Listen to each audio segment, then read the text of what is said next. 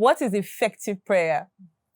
Yes, ordinarily, I would have loved to tell you what effective prayer is without telling you what prayer is. Okay. But owing to the fact that, we may think that everybody knows what prayer is. So it's better we begin by knowing what prayer is. My so bad. that we don't take it for granted that everybody knows what prayer is. Okay. So, and in simple language, prayer is, communication with God. Yes. In a way, you could even say prayer is a relationship with God. Then coming down to effective prayer, what an effective prayer is, I'd want to take us back to the Gospel of Luke, chapter 11, from verse 1 to 4. There we are told that Jesus went to pray, and when he was done praying, he returned back to his disciples. And one of them walked to him and said, "Teacher, teach us to pray." Just as John taught his disciples how to pray, And it was there that Jesus gave us what we have today as the Lord's Prayer, the Our Father. And, in the Catholic Church, we say this prayer every day at Mass, every day at Mass. And every effective prayer has to hinge on the Lord's Prayer. Because the Lord's Prayer is not just a prayer, it is a pattern of prayer. Okay. Because in it, there are different kinds of prayer. Okay, can we go into those different kinds of prayer? Beautiful. Yes. So now, going back to the Lord's Prayer, Jesus said to them, when you pray, say, "Our Father." Now, beginning with the first word Jesus used there, "our." If you look at it, it is a pronoun. Yes.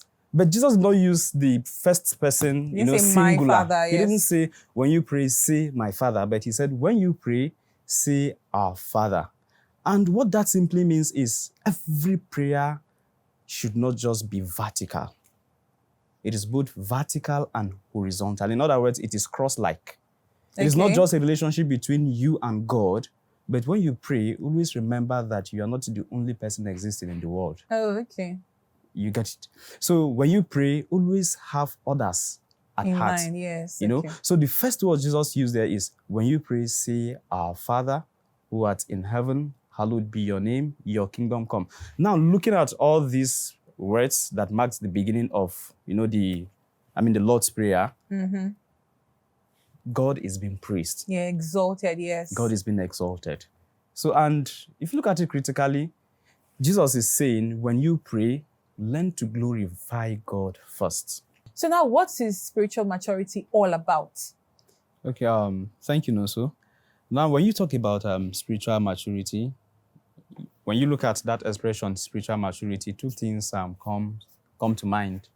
That is, we have two variables there. Yes. We have the word spiritual, and then we have maturity. And when you talk about maturity, in a way, you already are making reference to the fact that, there was maybe an infancy narrative. You get it? That is, when we we can relate it to the human person. There was a time you were just a fetus, and then gradually, you grew came into up, the world. Yeah, exactly. You were a toddler, from an infant, a toddler, you grew up, and then here you are today, a mature individual. So what that simply means is that they're involved, these stages, they were stages of growth. Stages of growth. So in spiritual maturity, we are talking about, spiritual growth, okay? At some point in time, we were neophytes. What's that? Yeah, at some point in time, we were babies. Okay. We were like infants. Perhaps we were baptized as an infant. Yeah, it was. Good. There were some persons that were baptized not as infants, but, they grew up and, they expressed their faith. And, it's one of the challenges that sometimes we face from people of other denominations. Yeah, the questions. Yes, the question of infant baptism. That why wouldn't you allow a child to grow and then seek for baptism before you baptize such an individual?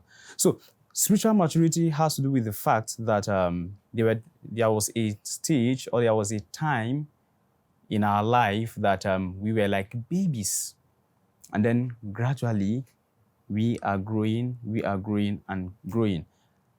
Spiritual maturity, I take us again back to what I spoke about baptism. Okay. At baptism, even if you were baptized an infant, there were those who stood on your behalf, your parents and your godparents. And then they were asked the question, do you reject Satan? And on your behalf, they answered, yes.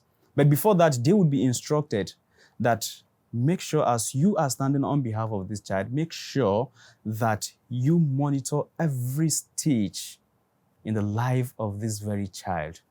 Make sure that she grows or he grows according to the fear and according to the precepts of God. And if you are baptized as an adult, you also would be asked, do you reject Satan? And then on your own, you answer for yourself. Yes. I do. So spiritual maturity has to do with you asking yourself, is my life really reflecting the promises, the baptismal promises that I made at my baptism?